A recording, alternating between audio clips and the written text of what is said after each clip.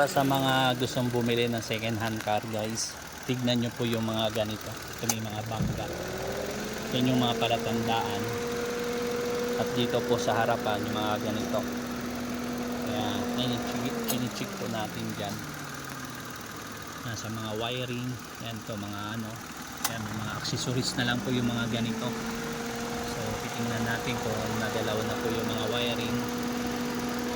Ayan po. Titingnan natin kung may mga bangga siya, kung nabuksan na ba yung makina. Ayan, tingnan natin itong mga wiring kung may mga tusok na ano na perdible o karayon. Ayan mga palatandaan.